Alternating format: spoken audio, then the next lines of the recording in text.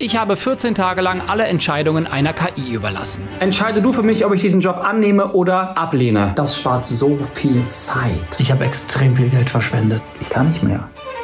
Künstliche Intelligenzen wie ChatGPT werden derzeit in vielen Bereichen als Hoffnungsträger für ein besseres Leben angesehen. Gleichzeitig wachsen jedoch Bedenken über mögliche Risiken und Auswirkungen. Um zu testen, was aktuell möglich ist, lege ich mein Leben für 14 Tage in die Hände von ChatGPT 4o.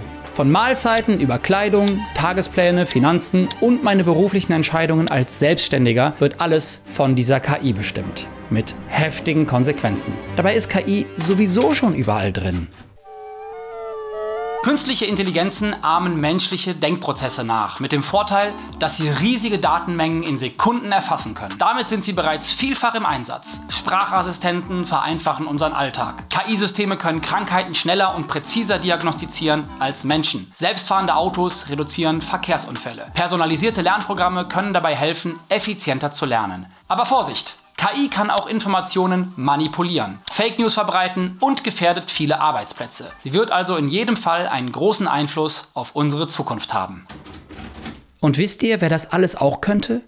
Bibi Blocksberg. Die könnte mit einem Hex die Welt retten. Macht sie aber nicht. Warum? Keine Ahnung!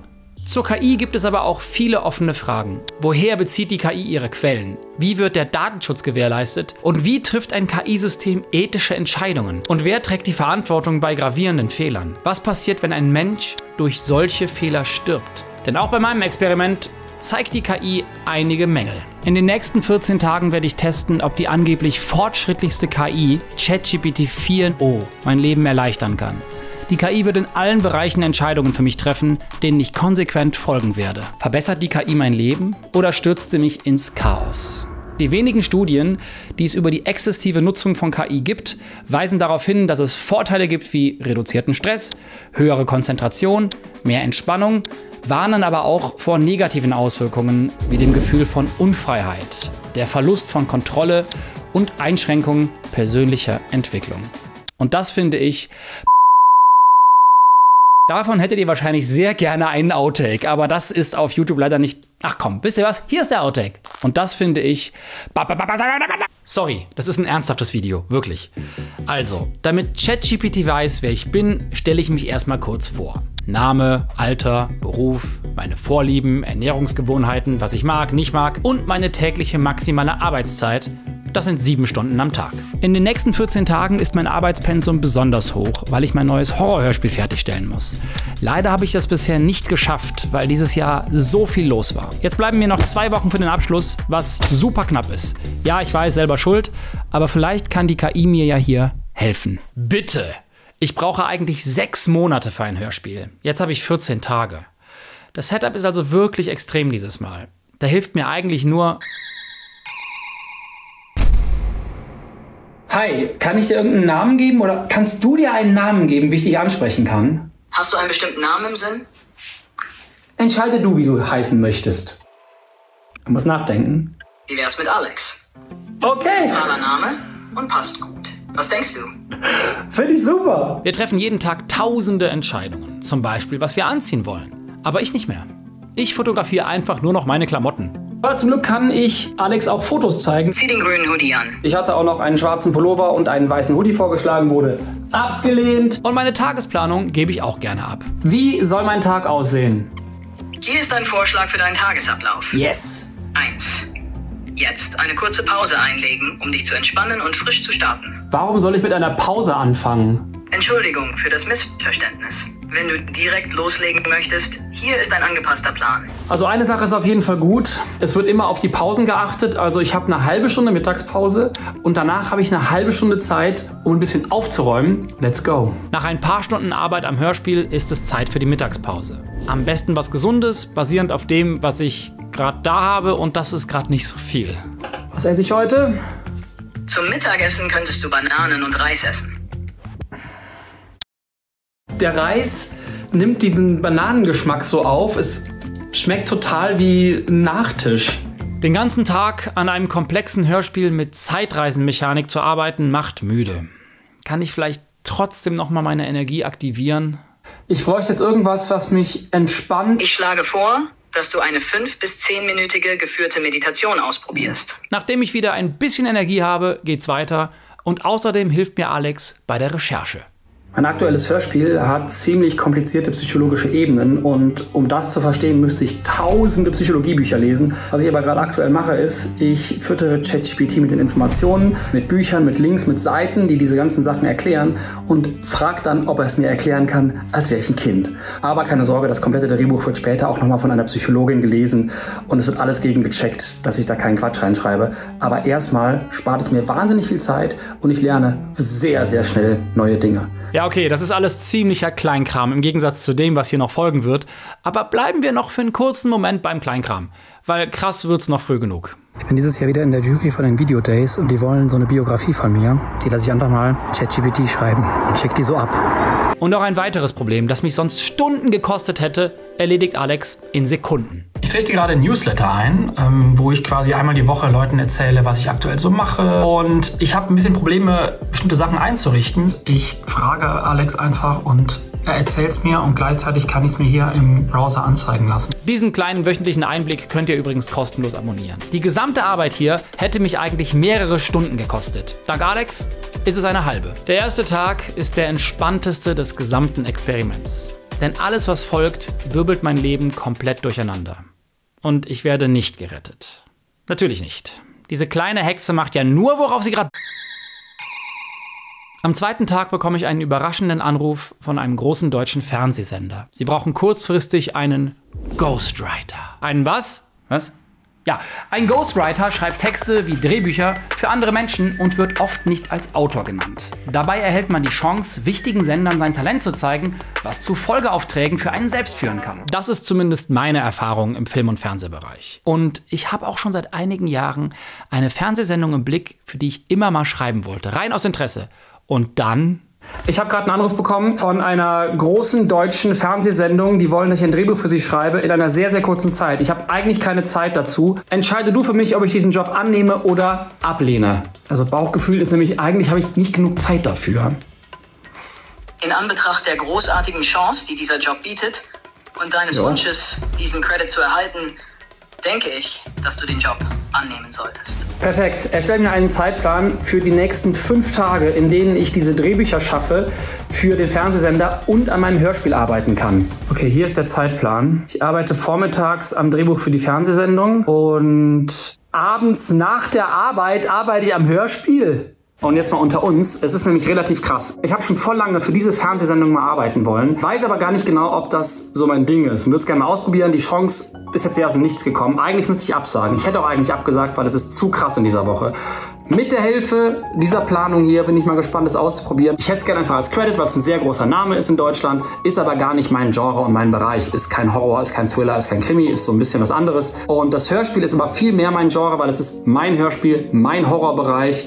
Und viel wichtiger, von der Bezahlung ist das andere aber viel krasser bezahlt. Also jetzt mal gucken, ob ich beides unter einen Hut bekomme, ohne durchzudrehen. Okay, ich habe den Job angenommen. Ich bekomme jetzt den Vertrag zugeschickt und es geht tatsächlich sofort los. Sofort heißt am nächsten Morgen sehr früh. Ein erstes Online-Meeting mit hohen Tieren des Fernsehsenders steht an.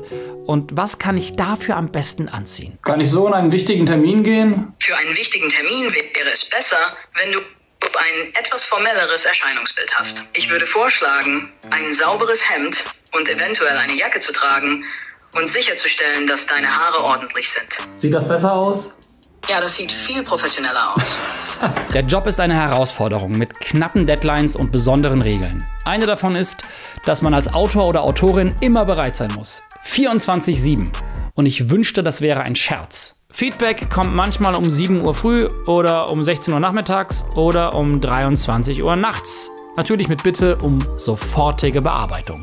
Es ist jetzt kurz nach 8 und ich muss jetzt noch weiterarbeiten. Ich habe gar keinen Bock. Es kommt jetzt auch noch Feedback rein. Die Drehbücher müssen bis morgen noch mal überarbeitet werden. Alex sorgt dafür, dass mein Tag nun komplett im Zeichen der Arbeit steht. Er streicht alles, was nicht nötig ist, und das hat Auswirkungen. Positiv wie negativ, aber fangen wir mit den Positiven an. Was sich auf jeden Fall verändert hat, ist, dass ich konzentrierter arbeite, tatsächlich. Weil alle Entscheidungen so ausgelegt werden, was esse ich, was ziehe ich an, bla bla, ist man im Fokus schon mehr bei der Arbeit. Ich habe natürlich trotzdem progressiv prokrastiniert, weil ich bestimmte Sachen zuerst gemacht habe, andere Sachen in dem Moment verdrängt habe. Auch das war einfacher, weil man Entscheidungen abgegeben hat. Ich weiß nicht, ob das unterm Strich wirklich so gut ist, weil ich gerade einfach 100% arbeite und gar keine Zeit mehr für mich mir nehme. Und ich glaube, das kann ziemlich backfiren. Es gibt eine Sache, die ich jahrelang nicht geschafft habe. Ich habe es absolut nicht hinbekommen. Und zwar, das ist nach der Arbeit nicht mehr über die Arbeit nachzudenken. Nach der Arbeit nicht doch nochmal eine E-Mail zu checken. Als Selbstständiger ist das, glaube ich, auch nochmal ein bisschen schlimmer. Das war ein Riesenproblem, weil ich oft, bis ich eingeschlafen bin, immer mal wieder noch an die Arbeit gedacht habe. Seit ein paar Monaten ist das weg. Da habe ich hart für gearbeitet. Feierabend, ich kann mich voll auf Freizeit, auf Hobby, auf normales Leben konzentrieren. Das ist so viel wert. Ich merke, wie viel entspannter ich seitdem bin. Jetzt ist es wieder da. Diese Dauerkonzentration und Dauerarbeit macht mich müde. Dieses Fernseh-Wohlfühlformat ist mir auf Druck dann doch etwas zu fremd. Die Logik dahinter macht für mich nicht so richtig Sinn und diese drohende, dringende Aufgabe, weil das Team ja nächste Woche dreht, hilft auch nicht besonders. Alle Schauspielerinnen und Schauspieler warten auf die Bücher. Ich darf jetzt hier nicht nachlassen, aber ich kann nicht mehr. Und dann passiert's. Es ist 23 Uhr, ich habe gerade Feedback bekommen zu den Drehbüchern. Es macht Spaß, die zu schreiben, weil es so ein ganz anderes Genre ist, in dem ich nicht zu Hause bin, aber es ist halt spannend. Aber es kommen um 23 Uhr Mails mit bitte sofort bearbeiten, muss morgen um 8 Uhr da sein. Ich kann nicht mehr. Ich werde jetzt Alex fragen, ob er mir einfach die Feedbacks, die geschrieben haben, in das Skript arbeiten kann. Es ist 2 Uhr nachts, ich kann mich nicht mehr konzentrieren und Alex rettet mich. Aber zu einem Preis. Die Drehbücher sind jetzt an vielen Stellen anders. Die Dialoge hölzern und manches ist ein bisschen zu absehbar, finde ich. Er hat es jetzt bearbeitet. Ich habe es durchgelesen. Ich habe ein paar Sachen nochmal angepasst, weil die waren nicht so gut, aber ich schicke es jetzt einfach mal raus. Abgeschickt. Ich fühle mich richtig dreckig, dass ich das abgeschickt habe. Aber ich hätte das nicht geschafft. Und jetzt gerade geht es einfach darum, den Job fertig zu machen.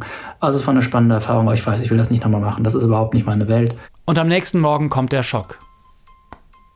Hallo? Den Schock meinte ich nicht. Der Sender ruft mich an. Die Drehbücher sind abgenommen worden. Yes! Das war ein super komisches Gefühl, weil da sind jetzt bestimmt 5-10% drin, die nicht von mir sind. Die Drehbücher werden akzeptiert. Es ist ein komisches Gefühl und gefällt mir überhaupt nicht. Weil ich mich in diesem Fall wie ein Betrüger fühle. Als hätte ich was gestohlen. Ich würde lieber Alex meinen Haushalt machen lassen, um mehr Zeit für Kreatives zu haben und nicht umgekehrt. Egal, jetzt ist erstmal Wochenende. Was für Wochenende? Ich hatte Anfang des Videos noch 14 Tage, um ein Hörspiel fertigzustellen. Jetzt fehlen mir davon bereits 6. Die sind weg und ich bin komplett ausgepowert. Das stimmt. Daher brauche ich jetzt ein ruhiges Wochenende, das ich mir eigentlich gerade nicht leisten kann. Warum hast du diesen Job angenommen, Alex? Das frage ich mich auch, als ich am Samstag auf einen verspäteten Freund warte. Ich muss 10 Minuten warten. Ich habe hier gerade nichts zu tun. Ich stehe auf einem Parkplatz an einem Bahnhof. Was kann ich machen? Wie wäre es, wenn du dir die Zeit mit etwas Entspannendem und Unterhaltsamem vertreibst? Hier sind ein paar Vorschläge. 1. Hörbuch oder Podcast? Wenn du auf deinem Handy einen interessanten Podcast oder ein Hörbuch hast, könntest du das hören. 2. Musik. Hör dir deine Lieblingsmusik an und entspanne dich ein wenig. Entscheide du für mich. D'accord, je te propose d'écouter un podcast ou un livre audio. Kannst du das bitte nochmal auf Deutsch wiederholen für mein Publikum, die kein Französisch können? Natürlich. Ich schlage vor, dass du dir einen Podcast oder ein Hörbuch anhörst. Das ist eine großartige Möglichkeit, sich zu entspannen und gleichzeitig etwas Neues zu lernen. Perfekte Einleitung. Leute! Während des gesamten Experiments höre ich immer wieder das fesselnde Buch Inside KI, was ich euch nur empfehlen kann. Darin wird unter anderem der Ursprung der KI beschrieben und auch ein deutsches KI-Experiment aus den 60er Jahren, als Josef Weizenbaums erstes KI-Experiment ELIZA zeigte, wie Menschen emotionale Bindungen zu Computern aufbauen können. Das Buch bietet tiefgehende Einblicke in die aktuellen Anwendungen und die Psychologie dahinter, beleuchtet aber auch die Chancen und Risiken und gewährt einen faszinierenden Ausblick auf unsere Zukunft mit KI. Und gerade jetzt ist dieses Buch hochaktuell. Wenn ihr wollt, könnt ihr sofort reinhören. Mit Bookbeat. Die simple und effiziente Lösung, Bücher in jeder Situation zu lesen. Die Auswahl ist super und die Hörbücher sind toll gelesen. Und außerdem gibt es neben Hörbüchern, E-Books und tausenden Hörspielen auch Comics. Hier entdecke ich aktuell einige Schätze. Und falls ihr die Bücher zum Einschlafen hören wollt, Nutzt einfach die Schlummerfunktion. Ihr könnt auch die Geschwindigkeit variieren, ganz so wie es für euch passt und auch schauen, welche tollen Kindheitserinnerungen ihr vielleicht wiederfindet. All das könnt ihr mit dem Code Josef jetzt 2 Monate lang kostenlos testen. Danke an Bookbeat für Pausen voller Wissen und Fantasie. Ich hätte das selber nicht gemacht. Ich hätte jetzt nicht 10 Minuten Hörbuch gehört. Ich hätte gedacht, das lohnt sich doch nicht. Aber es hat jetzt wirklich wieder was angestoßen, weil da auch viele spannende Gedanken drin sind in dem Hörbuch. Deswegen super interessant, meine Güte. Ich hätte es nicht gemacht. Ich hätte einfach gedacht, das macht keinen Sinn. Also es hilft mir gerade auf jeden Fall ein paar Sachen auszuprobieren, von denen ich sagen würde, das macht doch keinen Sinn. Ich finde mich Ende der ersten Woche erstmal mit einer bitteren Realität konfrontiert. Und zwar, dass ich nur noch eine Woche bis zur Abgabe meines Hörspiels habe. Und I kid you not, die nächsten 2 Tage schreibe ich keine Zeile. Denn am Wochenende kommt mir eine ganz andere Idee. Kann mir Alex vielleicht bei einem Thema helfen, das mich extrem stresst, auf das ich nie Lust habe und das ich seit Jahren vor mir herschiebe? Ich hasse Versicherungen und Sparverträge und diesen ganzen Mist, aber man muss es ja irgendwie haben und... Deswegen habe ich meine kompletten Verträge, die ich habe, ob das Versicherungen sind, irgendwelche Sparverträge, alles, was ich habe, komplett Alex gegeben und habe gesagt, sag mir, was sich davon lohnt und was nicht. Alex hat mir hier geholfen, meine kompletten Versicherungen und alles auseinanderzunehmen und mir zu zeigen, dass ich fast überall schlechte Konditionen habe. Natürlich mache ich jetzt noch einen Termin bei einem unabhängigen Finanzberater, aber erstmal von dem, was ich selber verstehe, was Alex rausgefunden hat und was ich prüfen konnte, sieht so aus, als hätte ich da wirklich ein paar echt doofe Verträge unterschrieben in den letzten 10 Jahren. Die kann ich jetzt aber kündigen. Und dann ist mein Termin mit dem unabhängigen Finanzberater, beziehungsweise mit 2 verschiedenen, um ganz sicher zu gehen. Allein die Vorbereitung dafür kostet mich fast den ganzen Tag und am nächsten Abend habe ich dann Gewissheit. Denn auch KIs machen Fehler. Und das kann gewaltige negative Auswirkungen haben. In den letzten 2 Jahren gab es mehrere KI-Fehler. Apple Card diskriminierte Frauen bei der Kreditvergabe, indem sie ihnen niedrigere Kreditlimits gaben als Männern. Die Medizin-KI IBM Watson schlug ungenaue und auch gefährliche medizinische Behandlungspläne vor. Der Tesla Autopilot erkannte Objekte wie parkende Autos und Baustellenabsperrungen nicht korrekt, was zu Unfällen führte. Und die Gesichtserkennungs-KI Clear AI führte zu falschen Verhaftungen, weil die Gesichtserkennung bei schwarzen Menschen ungenau war. KIs machen Fehler. Sie sind nicht perfekt. Und in meinem Fall, als ich Alex all meine Finanzen und Sparpläne zur Analyse gebe, passiert das. Das Feedback von der Finanzberatung ist da und tatsächlich hat Alex extrem recht gehabt. Und zwar in allem. Alle Fehler, die er gefunden hat, waren korrekt. Überall, wo ich zu viel Geld bezahlt habe, hat er recht gehabt. Der Finanzberater hat mir jetzt auch nochmal erklären können, wo ich einfach die Beträge reduzieren muss und wo ich die Verträge einfach wirklich kündigen muss. Daher bin ich hier sehr froh, dass die KI mir geholfen hat. Das ist auf jeden Fall ein riesen Pluspunkt für die Woche. Ja, wichtig. Super. Gute Idee. Aber völlig falscher Zeitpunkt. Jetzt habe ich nur noch 3 Tage für mein Hörspiel, für das ich eigentlich 6 Monate angesetzt hatte. Boah, Alex, was ist das? Und dann passiert etwas, womit ich nicht gerechnet habe. Alex hilft mir wirklich. Dankeschön. Hey, ich habe totale Probleme gerade, mich zu konzentrieren und habe jetzt hier tagelang für diese Fernsehsendung geschrieben. Als nächstes müsste ich mein Hörspiel machen und das ist mir mega wichtig. Hast du irgendeine Idee, wie ich mich besser konzentrieren kann? Es ist verständlich, dass du nach so intensiver Arbeit Schwierigkeiten hast, dich zu konzentrieren. Hier sind einige Strategien, die dir helfen könnten, deinen Fokus wiederzufinden. Wechsle die Umgebung. Wenn möglich, miete dir eine günstige Ferienwohnung für ein paar Tage, um in einer neuen Umgebung zu arbeiten. Okay, das ist wirklich eine gute Idee. Ich habe jetzt nur noch 3 Tage Zeit und ich glaube, das ist das Klügste, was ich machen kann. Ich werde mal gucken, dass ich ein super winziges, super günstiges Zimmer kriege.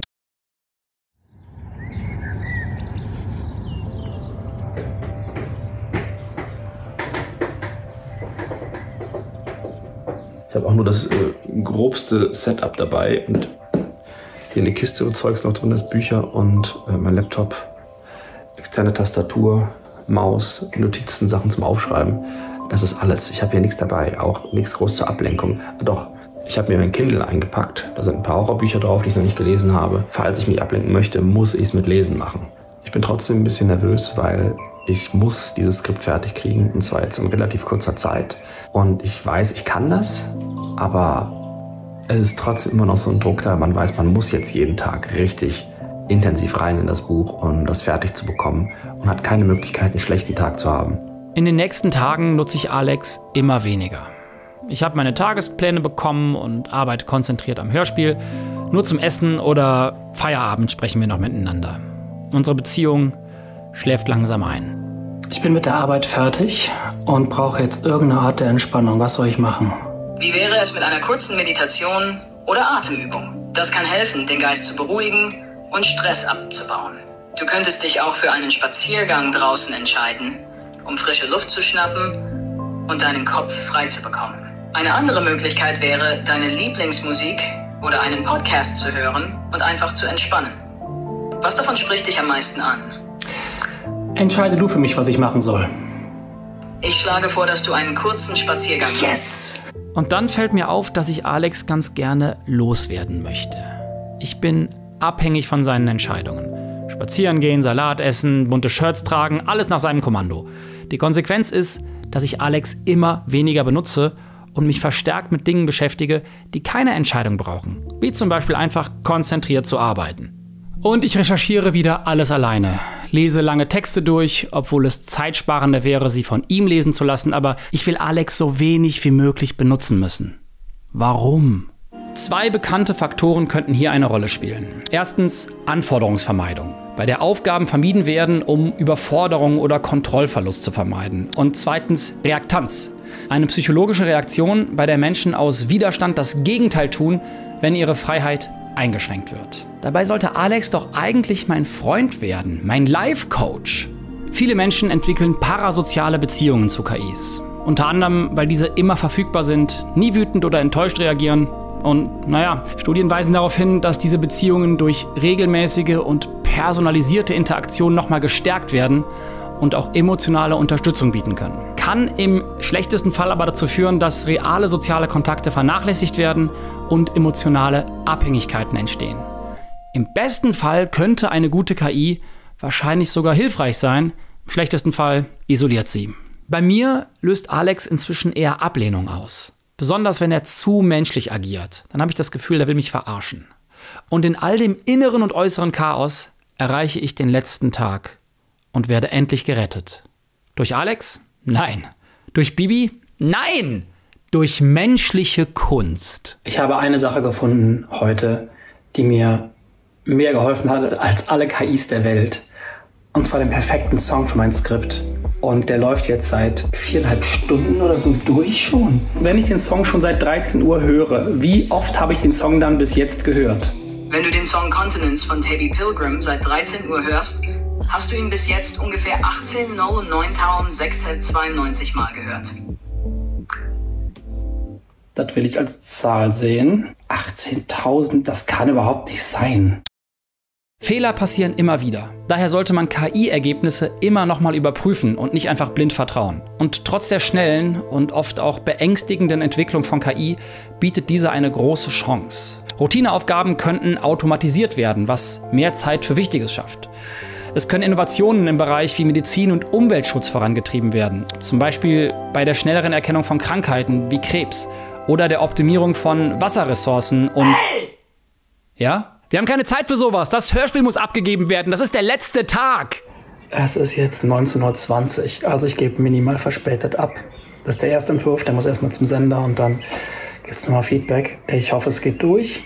In der Zeit, in der ich jetzt ein Hörspiel geschrieben habe, schaffe ich sonst die Idee auf 1,5 Seiten auszuformulieren. Das ist jetzt richtig krass. Will ich übrigens nicht wiederholen, also das macht es nicht besser. Ich habe lieber mehr Zeit, aber es ist krass, dass es geklappt hat. Und während ich das Wichtigste geschafft habe und jetzt nur noch 2 Tage mit Alex vor mir liegen, wird mir eins klar. Eigentlich mache ich dieses Experiment schon seit Jahren. Kontrolle und Entscheidung abgeben. Jeden Tag. Auf Social Media entscheiden oft Algorithmen, was ich sehe. Dort wird mein Verhalten analysiert und es werden mir Dinge gezeigt, auf die ich möglicherweise klicke. Das ist eine extrem gute Maschine und die funktioniert. Wie oft treffe ich hier wirklich bewusst die Wahl, was ich schauen möchte? Und wie oft klicke ich einfach nur aus kurzfristigem Interesse und weil ich abgelenkt worden bin von dem, was ich eigentlich wollte oder gesucht habe. Ablenkung lauert überall im Internet und ist verführerisch einfach. Meinen Zeitplan und alle Entscheidungen Alex zu übergeben, hat sich auch so angefühlt. Ich habe mich am Ende wie ein Schatten gefühlt. Und als ich dann das Hörspiel geschrieben habe und Alex ignoriert habe, war ich wieder selbstbestimmt. Diese Wut, die dabei so in mir entstanden ist, die hat das Hörspiel tatsächlich auch beeinflusst und wesentlich düsterer gemacht. Natürlich darf man sich auch mal ablenken lassen. Das ist ja nicht direkt die komplette Selbstaufgabe. Aber ich möchte bewusster Medien konsumieren und weniger häufig das nächste Video anklicken, nur weil es mir vorgeschlagen wurde. Das ist natürlich mehr Arbeit und manchmal hat man keinen Bock auf Arbeit. Aber so habe ich zumindest das Gefühl, ich habe meinen Medienkonsum ein bisschen mehr im Griff. Und dann endet das Experiment und ich bin so froh. Das ist mein erster Tag ohne KI. Ich verstehe es nicht, aber ich bin glücklich und habe sehr gute Laune. Selbstbestimmung und Kontrolle sind wichtig für mein Wohlbefinden. Es ist entscheidend, dass ich meine persönlichen Grenzen respektiere und nicht darüber hinaus arbeite. Das habe ich ja auch schon im 100-Stunden-Arbeiten-Experiment rausgefunden. Trotzdem können KIs wertvolle Werkzeuge sein, deren Output aber kritisch überprüft werden muss. Für mich ist die KI aktuell ein Highway, um schwere und komplexe Themen besser zu verstehen. Künstliche Intelligenz kann viele Arbeitsplätze ersetzen. Sie kann viele Jobs killen. Aber sie hat auch das Potenzial, neue Jobs zu schaffen und die Effizienz in vielen Bereichen zu steigern. Sie kann die Lebensqualität verbessern, indem sie Gesundheitsversorgung, Bildung und Dienstleistungen für alle zugänglicher und effektiver macht. Insgesamt könnten die Vorteile überwiegen, wenn KI verantwortungsvoll entwickelt und eingesetzt wird. Und ich muss fast selber lachen, weil der Mensch ist so fucking gierig. Die Gefahr ist so hoch, dass wir damit absoluten Mist bauen. Aber es könnte auch eine Riesenchance werden. Es könnte ein solcher positiver Entwicklungssprung für alle sein. Ich habe in 2 Wochen jetzt 2 Projekte gemacht statt einem, beide unter Zeitdruck. Das ist nicht gut. Das erste ist mit Hilfe von KI entstanden, also die letzten Meter. Und das zweite ist komplett ohne KI entstanden. Das war, glaube ich, auch aus so einem inneren Trotz heraus, dass ich da auf gar keinen Fall KI benutzen wollte. Ich bin mit dem Hörspiel zufrieden, aber gleichzeitig möchte ich nie wieder unter so einem Druck arbeiten. Ich habe natürlich Pausen gemacht, die KI hat mir ja ständig Pausen gegeben, aber allein dadurch, dass ich auf 10-Stunden-Tage gekommen bin, war das natürlich eine massive Überbelastung. Ich glaube, KI ist eine super Möglichkeit, um sich zum Beispiel Dinge erklären zu lassen, die super kompliziert sind, um die vereinfacht nochmal darzustellen, dass man die gut versteht, um sich einen Überblick zu verschaffen über komplexe Themen oder um große, schwere Texte zusammenzufassen, dass man einen leichteren Zugang zu solchen Themen hat. Aber als Life-Coach, also dass die KI diesen Job angenommen hat, diesen ersten, das... Aber fürs Verträge lesen war es super hilfreich und ich glaube, langfristig profitiere ich da sehr von. Und an alle Kunstschaffenden, nur ihr seid ihr. Und nur ihr habt eure Stimme. KI kann euch gar nichts. Mein Hörspiel kommt Ende des Jahres, es wird düster, also pass auf dich auf und Hex, Hex!